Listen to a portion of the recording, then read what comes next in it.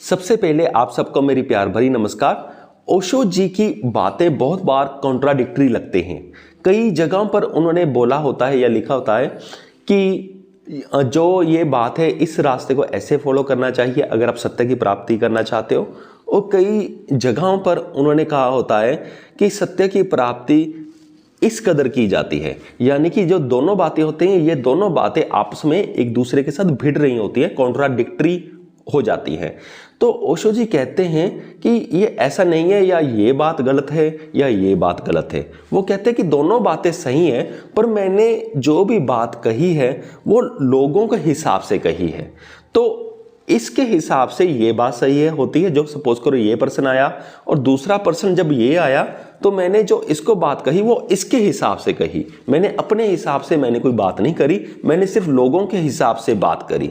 आप कुछ ऐसा ही समझ लीजिए कि जैसे ये मेरे से एक कपड़े बनवाने आया तो मैंने इसकी हाइट के हिसाब से मैंने इसे कपड़े बना दिए, और जब ये कपड़े बनाने में आया तो ये इसका हाइट छोटी थी तो मैंने इसके हिसाब से इन्हें छोटे कपड़े दे दिए।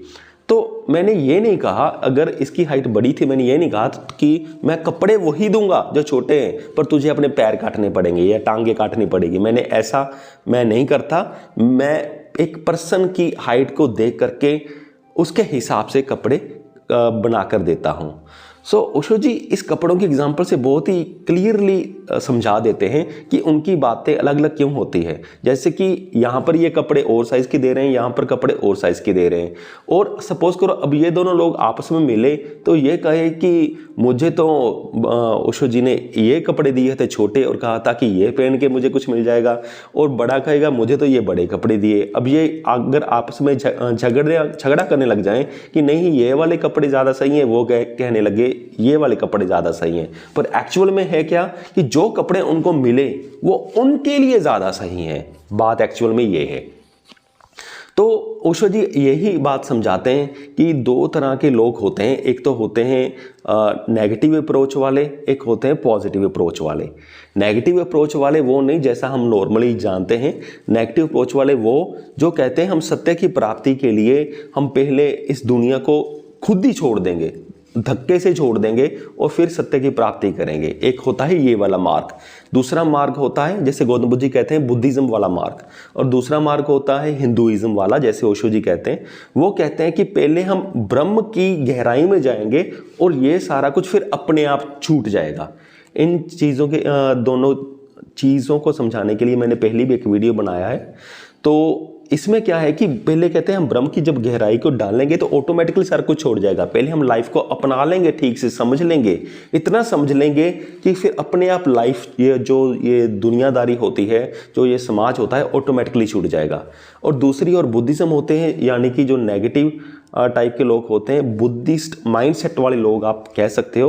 वो कहते हैं कि पहले हम लाइफ को ही छोड़ देंगे धक्के से, फिर ऑटोमेटिकली हम ब्रह्म के पास चले जाएंगे। तो दो तरह के लोग होते हैं। तो ओशो जी कहते हैं कि जो नेगेटिव अप्रोच वाले होते हैं या बुद्धिस्ट माइंडसेट अप वाले लोग होते हैं, जब उनको ऐसा लगता है कि ये बंदा ऐसा है तो उन्हें वैसी बातें बता देते हैं जो इस टाइप के पर्सन को सत्य की प्राप्ति के लिए मदद करेंगी बातें। तो दूसरा टाइप जो पॉजिटिव टाइप होता है या हिंदू माइंड सेटअप वाला इंसान होता है, तो ओशो जी कहते हैं मैं इन्हें इस टाइप की बातें बता देता हूँ क्योंकि इसके हिसाब से बता देता हूँ, और जो बातें इस बंदे को इसके हिसाब से इसे सत्य की प्राप्ति के लिए मदद करेंगी। तो इसीलिए क्या होता है कि यहाँ पर बातें और बता दी जाते हैं, वहाँ पर बातें और बता दी जाती हैं। और सपोज करो अगर ये दोनों पर्सन आपस में मिलते हैं तो ऑब्वियसली इनमें झगड़ा हो सकता है कि वो कहेगा कि मुझे तो ये बातें बताई थी, ये बातें सही है, वो कहेगा नहीं मुझे तो ये बातें बताई थी, ये बातें सही है।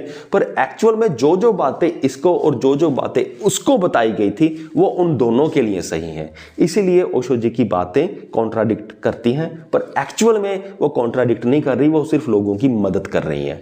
सो मुझे पूरी उम्मीद है कि आप सबको ये वीडियो समझ में आ गया होगा। इस वीडियो के डिस्क्रिप्शन बॉक्स में मैं अच्छी स्पिरिचुअल बुक्स के लिंक्स डाल दूंगा, और कुकू एफएम का नाम भी डाल दूंगा और कूपन कोड भी डाल दूंगा। कुकू एफएम पर आप एक साल के लिए सिर्फ 200 रुपये वहाँ पर डाल करके प्रीमियम मेंबरशिप ले करके पूरे साल भर के लिए आप फ्री में बुक समरी सुन सकते हो। अच्छा प्लेटफॉर्म है और 200 रुपये में आपको वो साल भर के लिए मेंबरशिप तब भी मिलेगी जब आप कूपन कोड डिस्क्रिप्शन बॉक्स में जो दिया गया है वो आप यूज़ करोगे। सो इस वीडियो को देखने के लिए आपका बहुत बहुत धन्यवाद।